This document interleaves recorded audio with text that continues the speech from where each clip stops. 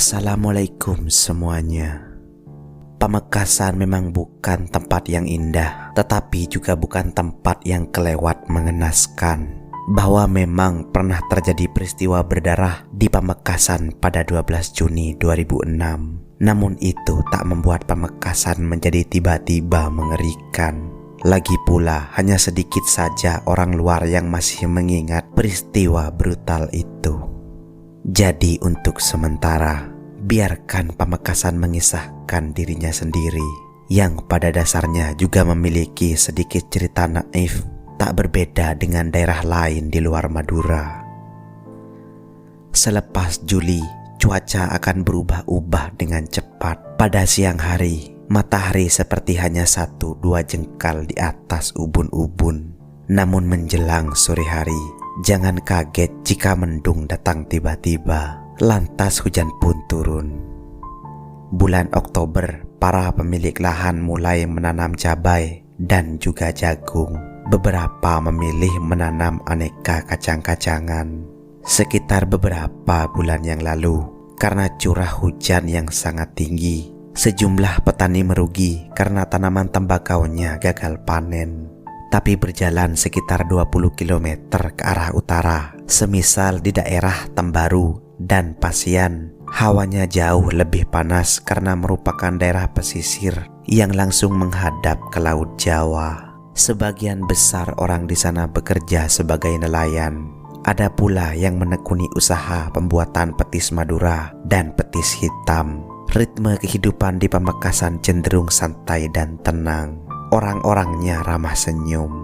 Penjual rujak, penjajah sate keliling, kuli panggul hingga petani, semuanya menyambut hangat orang asing yang datang ke daerahnya. Orang Pamekasan sama seperti manusia dari tempat manapun.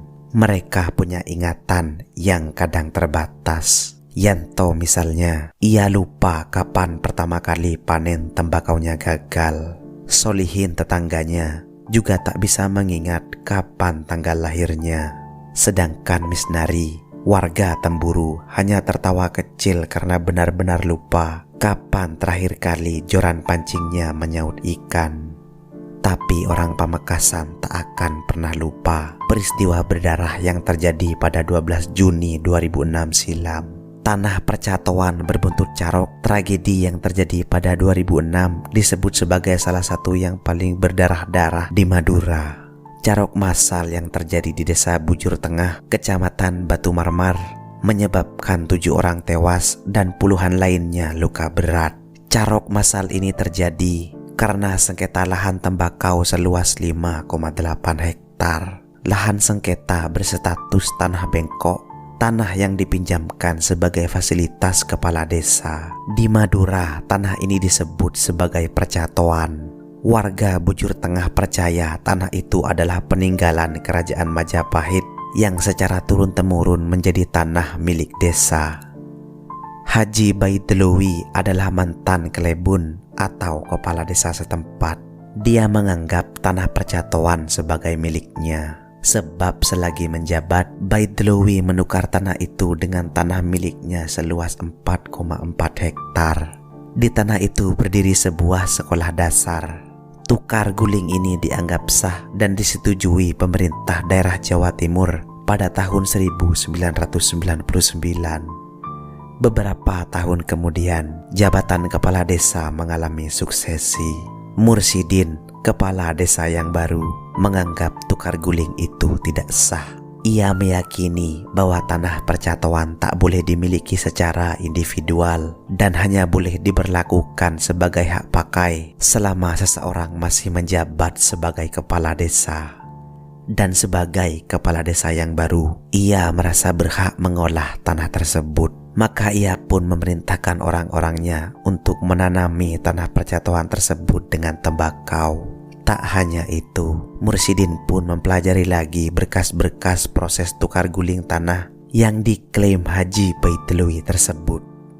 Mursidin menemukan tanda tangan palsu. Ia melaporkan kasus ini ke Polres Pamekasan pada Desember 2005. Pengadilan Negeri Pamekasan memvonis Baitlewi bersalah dan menjatuhkan hukuman 6 bulan penjara. Namun 2 bulan kemudian, Pengadilan Tinggi Jawa Timur menganulir vonis ini. Permohonan banding yang dikabulkan PN Jawa Timur itulah yang membuat Baitdlowi merasa berhak mengambil lagi tanah percatoan. Dia mengumpulkan pendukungnya. Rencana ini kemudian beredar luas. Perkara tanah ini memang rawan berbuntut carok. Pihak kepolisian tahu benar. Karenanya Kapolres Pamekasan kala itu, Ajun Komisaris Besar Adang Ginanjar, menyiapkan beberapa orang polisi di percatoan. Pagi itu, 12 Juni 2006, Mursidin dan beberapa pendukungnya bermaksud bertemu dengan Baitdlowi untuk membicarakan soal tanah.